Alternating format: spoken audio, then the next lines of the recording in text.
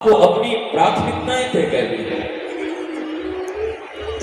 जिस मनुष्य के जीवन में प्राप्ति की प्राथमिकताएं नहीं है, प्रायोरिटीज तय नहीं है, वो मरकट की तरह पूरा जीवन 70 साल हो, 80 साल हो, 90 साल हो, उदास, हताश और निराश ही रहता है। इसलिए जब यहां आओ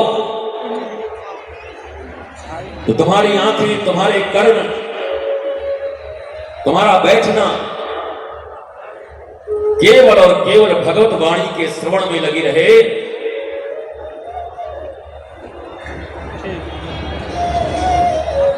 क्योंकि भगवान श्री कृष्ण ने गीता में कहा है कि संसार में जितने भी सफलतम लोगों को, चाहे सांसारिक रूप से ही सफल क्यों ना हो, यद्यपि सफल केवल सांसारिक रूप से, भौतिक रूप से लोगों को नहीं कहा जाता। मानसिक उद्विग्नता, मानसिक विक्षिप्तता, डिप्रेशन, टेंशन, भूख,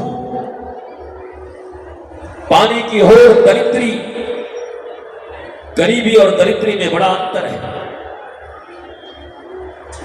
श्रीमद् भागवत में एक प्रसंग आया,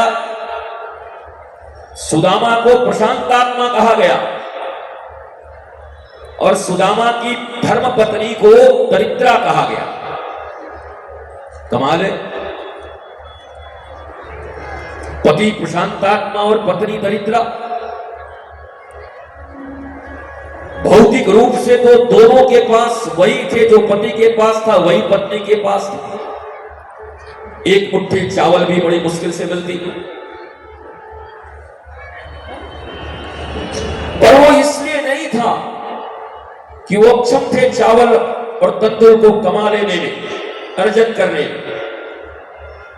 सुदामा की वृत्ति थी अयाचित वृत्ति, अयाचक।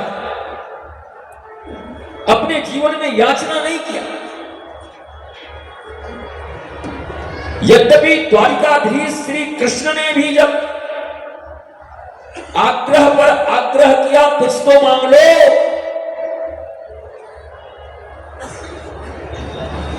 तो उस समय सुदामा ने इनकार कर दिया। मेरी अयाचक वृत्ति है, तुम द्वारिकाधीश होगे, तुम्हारे पास मैं गुरु भाई की हैसियत से आया हूं। उज्जैन के आश्रम विद्या मंदिर में हम और तुम एक साथ पढ़ते, और मेरी बहुत इच्छा नहीं थी तुम्हारे पास आने की, लेकिन मेरी पत्नी ने मुझे बार बार कहा, एक बार जाओ। अरे कुछ मांगने मत जाओ, पर मित्र हैं, गुरु भाई हैं, एक बार देख तो आओ, खबर तो पूछ आओ। और इसलिए मैं गया।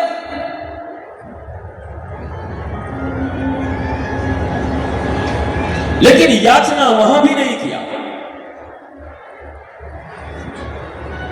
और श्रीमद् भागवत का अध्ययन अगर तुमने कभी किया हो, मौलिक भागवत का अध्ययन, ये कथाकारों के भागवत का अध्ययन नहीं, जहां ये गाया जाता हो कि अरे द्वारपालों, कन्हैया से कह दो कि दर पे सुदामा गरीब आ गया है,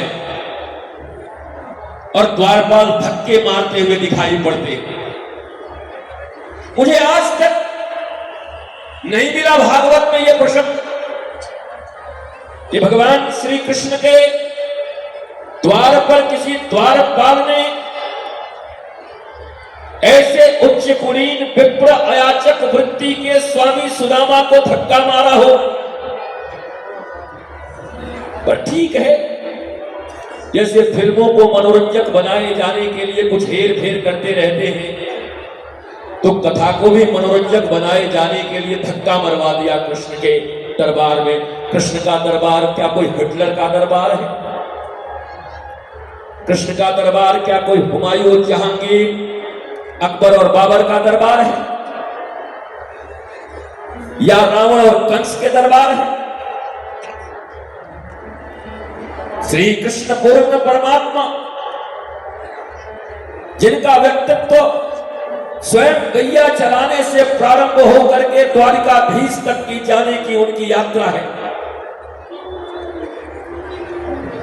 जिन्होंने एक साधारण गांव में गैया चलाई है, ग्वालों के साथ रहे हैं, जूठे छाछ पिए हैं, उनकी जीवन की यात्रा बड़ी दिव्य रही है। एक साधारण गांव के धूल से उठकर गोल्डन द्वारिका, स्वर्ण की द्वारिका के सिंहासन का राजा बनना, जैसे वर्तमान प्रधानमंत्री जी के विषय में कहा जाता है चाय बेचने से प्रधानमंत्री तक बनना, तो वह यात्रा वहां भी रही। एक साधारण गोचारण करने वाला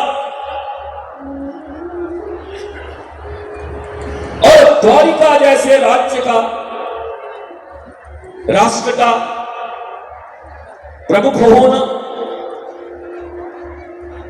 उस समय भी उनके पक्ष में कोई नहीं था।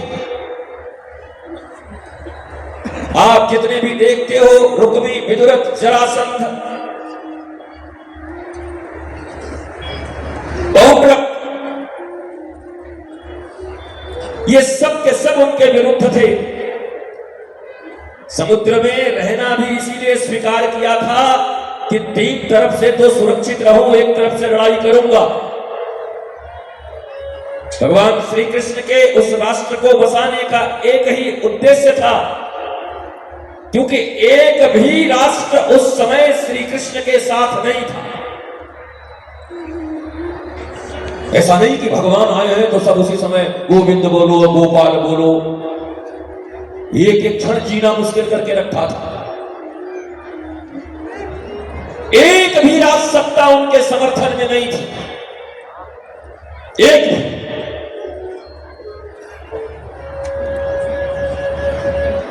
लेकिन भगवान श्री कृष्ण ने अपने कुशल कौशली नेतृत्व और कहते हैं कि गांव के धूल से उठकर आया हुआ कोई जब सत्ता के सिंहासन पर बैठे तो उसे गरिमा, महिमा, उन्हें एक एक कर्म, कर्तव्य, व्यवहार देश काल पात्र के अनुसार, टाइम, प्लेस एंड पर्सन, इस टाइम पर, इस प्लेस पे, इस पर्सन के साथ मेरा कैसा व्यवहार होना चाहिए, this is real spirituality, real धर्म। अध्यात्म हमें व्यवहार में सिखा। अध्यात्म केवल कर्मकांड का विषय नहीं है।